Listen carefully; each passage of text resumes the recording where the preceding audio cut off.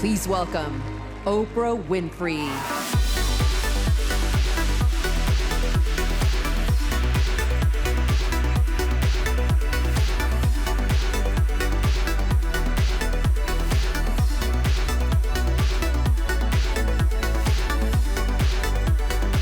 When a house is on fire, we don't ask about the homeowner's race or religion.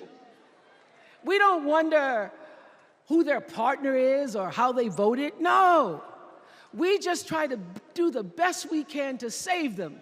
And if the place happens to belong to a childless cat lady,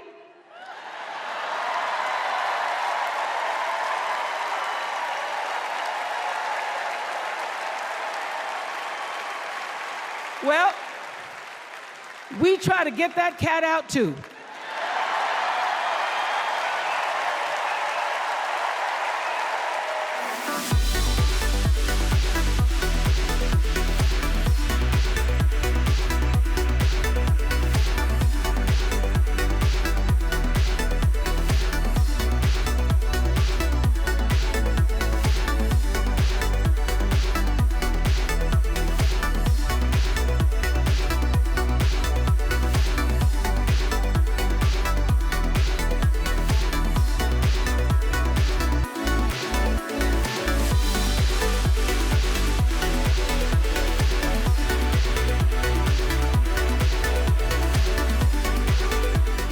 He had an improbable turn that made him president. And we were in the middle of a pandemic and an economic crash. He healed our sick and put the rest of us back to work. And he strengthened our alliances for peace and security. He stood up for Ukraine.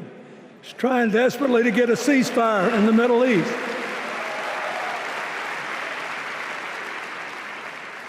And then he did something that's really hard for a politician to do.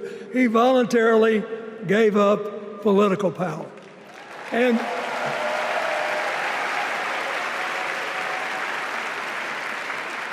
George Washington knew that, and he did it. And he set the standard for us serving 2 terms before it was mandatory. It helped his legacy, and it will enhance Joe Biden's legacy.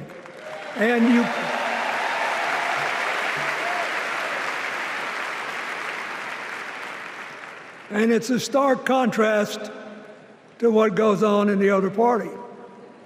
So I want to thank him for his courage, compassion, his class, his service, his sacrifice.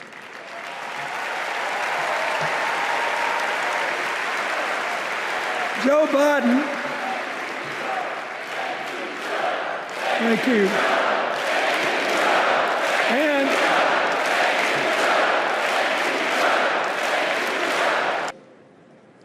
so in 2024, we got a pretty clear choice, it seems to me. Kamala Harris for the people,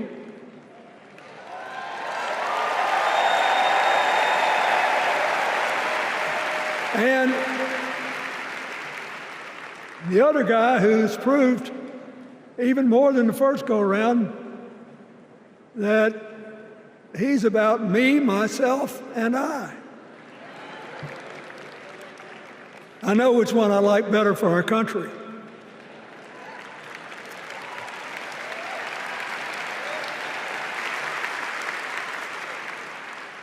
When she was young, she worked at McDonald's.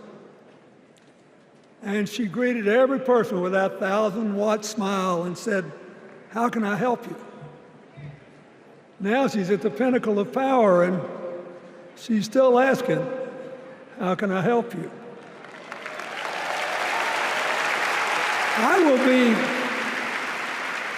I'll be so happy when she actually enters the White House as president, because she will break my record as the president who spent the most time at McDonald's.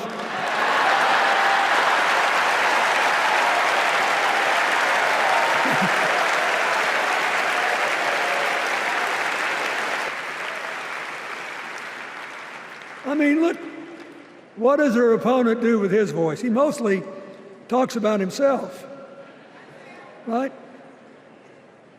So the next time you hear him, don't count the lies. Count the eyes.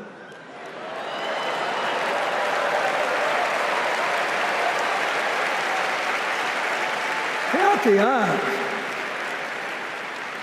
His vendettas, his vengeance, his complaints, his conspiracies.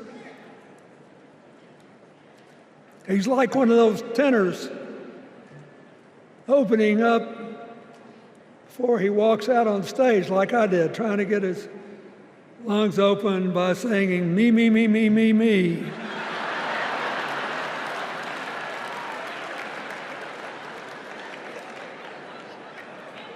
When Kamala Harris is president, every day will begin with you, you, you, you.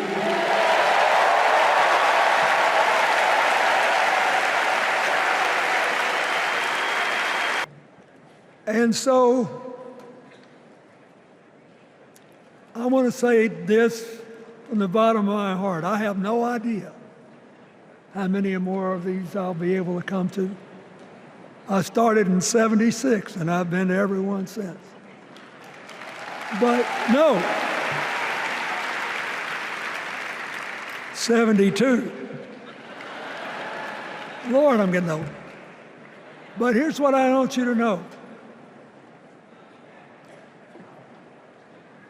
If you vote for this team,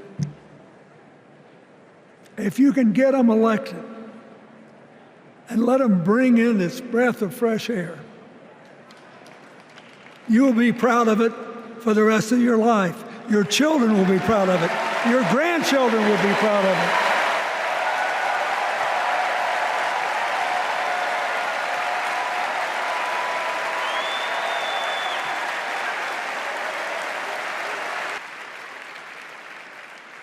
I'll be doing my part, you do yours.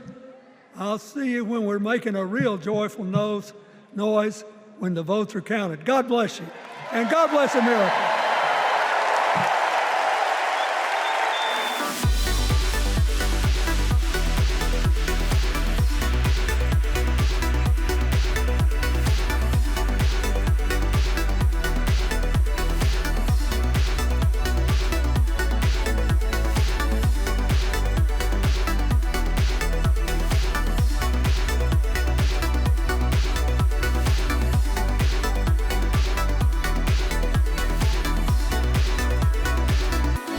On January 20th, 2021, with the inauguration of Joe Biden and Kamala Harris, we established one of the most successful presidencies of modern times.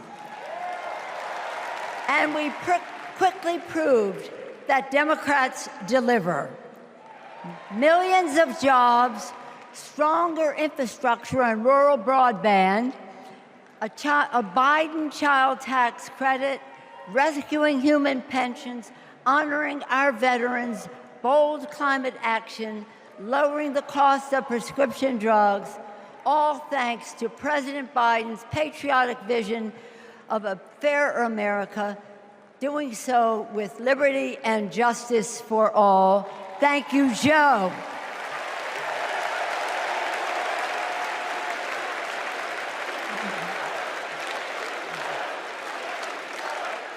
And I know that Vice President Harris is ready to take us to new heights.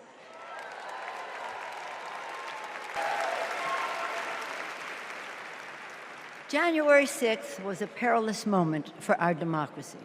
Never before had a president of the United States so brazenly assaulted the bedrock of our democracy, so gleefully embraced political violence, so willfully betrayed his oath of office.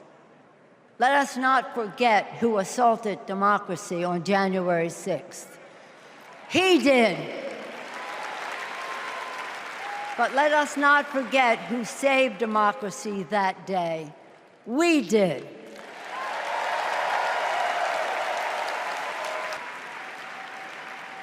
The parable of January 6th reminds us that our democracy is only as strong as the courage and commitment of those entrusted with its care. And we must choose leaders who believe in free and fair elections, who respect the peaceful transfer of power. The choice couldn't be clearer. Those leaders are Vice President Harris and Governor Walz.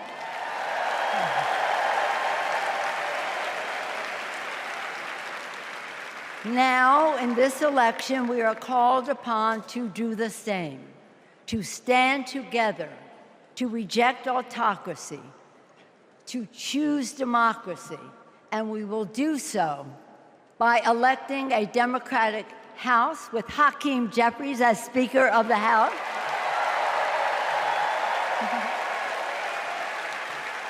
electing a Democratic Senate, electing Tim Walz as Vice President of the United States,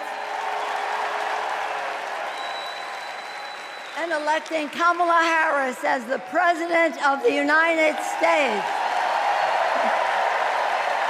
Onward to victory!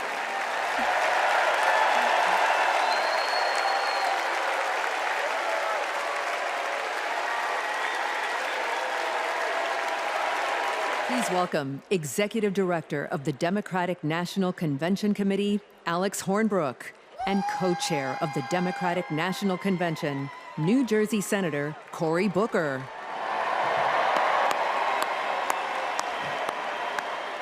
Good evening, everyone. On behalf of Convention Chair Mignon Moore, it is my honor to pass the gavel to Co-Chair Senator Cory Booker. All right, the third session of the 49th Quadrennial National Convention of the Democratic Party will now come to order. Let's party with a purpose.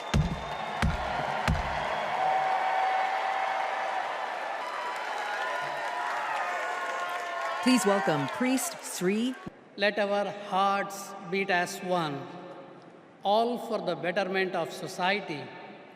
May this make us powerful, so we can unite and make our nation proud. Paraspara vivadetu. O God, creator of heaven and earth, lover of peace, freedom, and justice, we thank you for this privilege and this opportunity to gather today for the important work of visioning our nation's future. All right. All right. All right, y'all, welcome to night 3. And tonight is about freedom. But first, I want to acknowledge a loss today. A man who always fought for freedom. Today, we lost Congressman Bill Pascrell, who passed away early this morning. He fought for the people. And so today, while we're heartbroken, we all are a people who can hold loss and joy in our hearts because we are sad for his loss, but we celebrate his life. Let's give him a round of applause. And now, Please welcome President of Reproductive Freedom for All, Minnie Timuraju. Voters sent a message. You come for our rights, we're gonna come roaring back. And if there are two people who should understand that Americans' private lives are none of anybody's business, it's Donald Trump and J.D. Vance. It's simple. Do we want a president who said women should be punished for having abortions, or a president who trusts women? A vice president who voted against protecting fertility treatment, or a vice president who used fertility treatment to start a family? A president who created the crisis we're in, or a president who will fix it? This election will decide America's future. So let's elect Kamala Harris and Tim Walz. Thank you. President and CEO of Planned Parenthood, Alexis McGill Johnson. We cannot call ourselves a free nation when women are not free.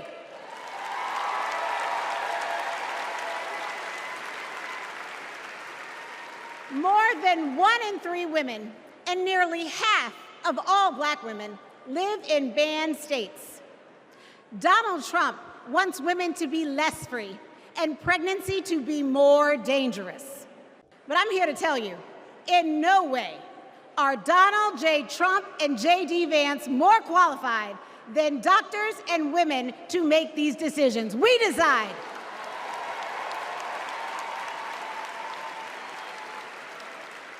We trust women. We trust doctors. And we trust Kamala Harris.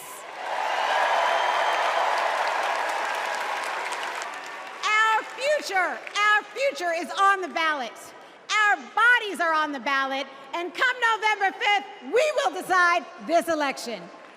Please welcome former president of Planned Parenthood, Cecile Richards. As my mother, Governor Ann Richards, would say, I hear America singing. When women are free to make their own decisions about their lives and to follow our dreams, we are unstoppable. One day, our children and grandchildren may ask us, when it was all on the line, what did you do? And the only acceptable answer is, everything we could.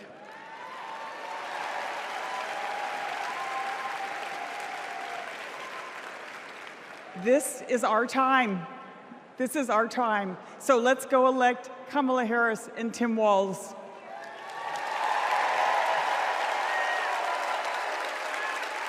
Pennsylvania Governor Josh Shapiro.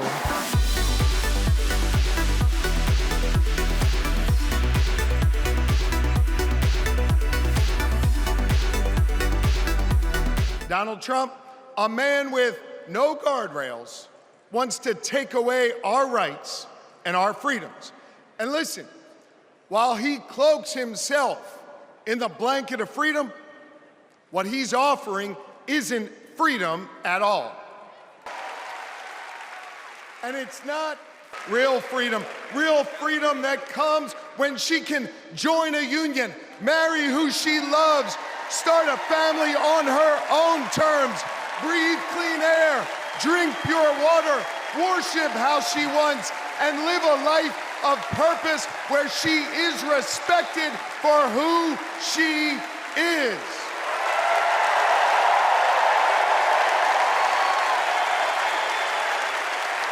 Real freedom that comes when she can look at Madam President and know that this is a nation where anything and everything is possible. That is real freedom, and that is what we are fighting for.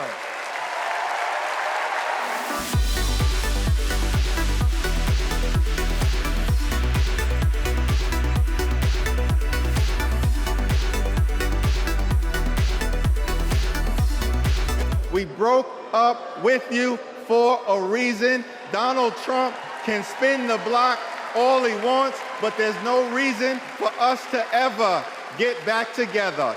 Been there, done that, we're not going back.